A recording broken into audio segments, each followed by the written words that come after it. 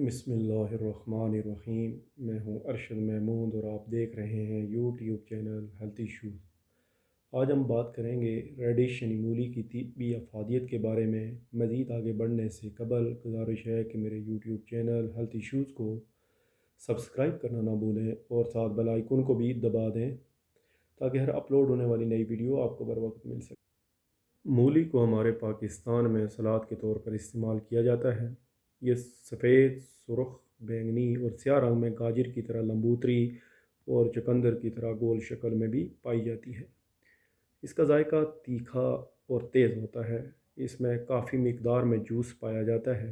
इसे कच्चा, पकाकर या अचार की सूरत में भी इस्तेमाल किया जाता है। हम अक्सर इसके पत्ते फेंक देते हैं, जबकि जड़ की निस्बत इसके पत्तों में विटामिन सी वाफर मिकदार में पाया जाता है। मूली मुख्तलिफ़ अमराज में शफा बख्श है, जिसमें कैंसर, यरकान, कब्ज़, बवासीर, पेशाब की तकालीफ और वज़न की कमी शामिल है। यरकान, जिगर और मैदे के मसाइल में मूली का इस्तेमाल बहुत फ़ायदा देता है। इसमें खून साफ़ करने वाले की सलाहियत अज्जा पाए जाते हैं। जंडस में खून से पाइलरपन को खारिज करके इसकी पैदावार को कंट्रोल करती है। यरकान में खून के सुर्ख खलियात की तबाही को रोक कर खून में ऑक्सीजन की फराहमी को यकीनी बनाती है।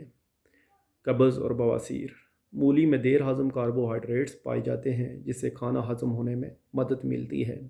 जिस्म में पानी देर तक रुका रहता है, जिससे कब्ज़ नहीं होती।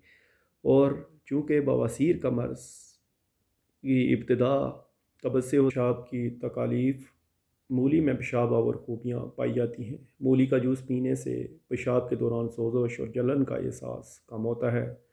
ये गुर्दों की सफाई भी करता है, जिससे गुर्दे और पेशाब की नालियों की इन्फेक्शन से बचत रहती है।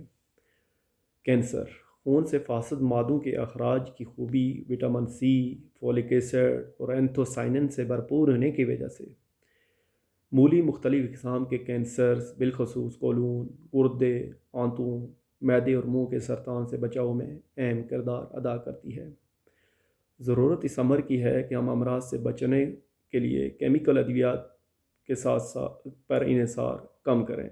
ये हमारे जिस्म में मुख्तलिफ़ केमिकल्स की मिकदार में इजाफे का बायस बनती हैं, जिससे फ़ायदा होने के साथ साथ मुख्तलिफ़ अवारज का भी ख़दशा रहता है। हम अपनी ग़ज़ा पर तवज्जो देकर बहुत सारी बीमारियों से न सिर्फ ख़ुद को महफूज रख सकते हैं, बल्कि बीमारी लाहक होने की सूरत में भी जल्द अज जल्द शफा हासिल कर सकते हैं। मिलते हैं मज़ीद इंफॉर्मेशन और नई वीडियोज़ के साथ। तब तक के लिए इजाज़त दीजिए। अल्लाह हाफ़िज़।